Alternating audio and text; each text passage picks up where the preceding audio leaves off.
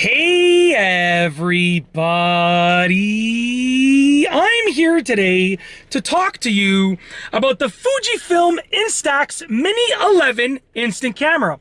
I'll be going over some mistakes to avoid making when using the camera. And I'll be talking about this specific camera, but obviously these mistakes should be avoided when you're using any sort of instant camera or any Instax, any Fujifilm Instax instant camera for that matter, because there's a few different options to choose from. This is the Mini 11, but there's different cameras. So these will apply to basically all of them, but I'm talking about this specific camera right now. So let's get into the video. There are 7 mistakes that truly are crucial, and if you make these mistakes, they will ruin your pictures and ruin your camera and do lots of bad things.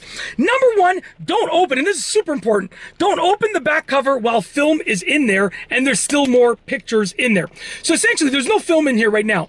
When you open this back cover, it allows light to get into this. And if you have the film cassette, so here's a film cassette. If you have a film cassette in there, okay, and it's being used, so once I start using this film cassette, the moment that I take the first picture and that sort of spare black picture comes out of there, okay, when you take your first picture, it's just like a little placeholder almost. The moment that I've taken that picture, if I open this back cover, okay, I'm gonna ruin at least the next picture in here, and probably more than one, okay? So you have the chance of ruining the entire cassette. So definitely don't open the back cover while there's a film cassette in there and there's pictures in that film cassette. Okay, this is brand new, so I can still open it and stuff like that because the placeholder hasn't come off. But essentially, once that placeholder comes out, you don't open that back cover. You're going to ruin your film. Very simple. It's as simple as that. At least one picture. I've seen an experiment where it ruins one picture, but then I know you can also ruin many more and deteriorate the rest. So just don't do it. Mistake number 2. That was the longest one I wanted to talk about. The rest will be pretty quick. Mistake number 2. Don't try to take a picture without using the viewfinder. I know you're tempted to just like, it's such a fun camera, like, woo, let's take some pictures, baby. Don't do it. Don't do it. You're not going to get a good picture. Trust me. We're used to digital screens. That's why we're used to now looking through a viewfinder. This doesn't have a digital screen. So look through the viewfinder and take your picture. Don't do it without the viewfinder, okay? Number 3, don't use selfie mode unless you're taking a selfie or a close-up shot. Now, your selfie mode, when you open up the camera and open up the lens, when you turn on the camera and open up the lens, you can pull this out and that actually activates selfie mode. It says selfie on right there. And that will allow it to be better at close-up shots.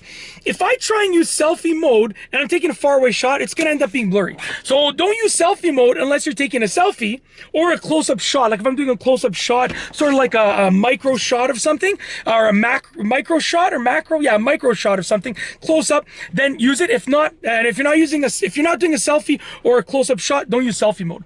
Number 4, don't use it without spare batteries nearby or available. I'll tell you why. Now, you'll start noticing when the batteries die down. From what I've read, it goes about 100 pictures, which is like 10 rolls of film on one set of batteries. So obviously, you should know when you're running low, but you should always have batteries available. The good thing is you never have to charge it, but the bad thing is, let's try that again. The good thing is you never have to charge it because it's not rechargeable, but the bad thing is that you need batteries nearby. So you don't have to charge it, you don't have to worry about charging it, but you need batteries. So make sure that batteries are either nearby or you can go purchase them in the spur of the moment if you're planning on using this for multiple pictures. If you're gonna take 1 or 2 pictures, you probably are gonna be okay with the batteries that are in there as long as it turns on and works. But if you're planning on taking multiple rolls of film and pictures, have some spare batteries available, okay? Don't use it without spare batteries available. I can't even say that. Don't use it without spare batteries available. I was gonna say batteries, mixing up those 2 words. So that's number 4. Number 5, don't cover any of the sensors, lenses, flash, or anything like that when you're taking the picture. There's some sensors here, don't cover these, don't cover the flash, don't cover this over here, which is the light. Not that it matters so much, but don't cover it. Don't cover the viewfinder, don't cover the lens, don't cover anything. Put your hands where you're not gonna cover anything and take the picture. Very simple. Watch where your fingers are. It's as simple as that, okay? Number 6, don't take pictures that are too close up. Now, it's not like a modern day digital camera where it can just focus super close. It's gonna have trouble focusing when you're super close. Ideally, you wanna take pictures in selfie mode that are like minimum 12 inches away. If you're trying to take a picture of something like this, it's probably not gonna turn out good. Even in selfie mode, which is like the close-up mode, you need to be about a foot away. If you're closer than a foot, it's gonna start being blurry. So don't take pictures that are too close up. It's not a modern day camera. This is like a revolution of like an older style camera, okay? Last but not least is mistake number 7, which is don't assume that this camera will correct any imperfections in your photo like a modern day digital camera will. My camera, I can go super close like this, show you my nose, check that out. It's going to focus in on my nose, back up, and it's gonna focus in over here. It corrects those things. This camera won't necessarily do those things. And yes, I know, I actually look at my glasses, man, they're so scratched up.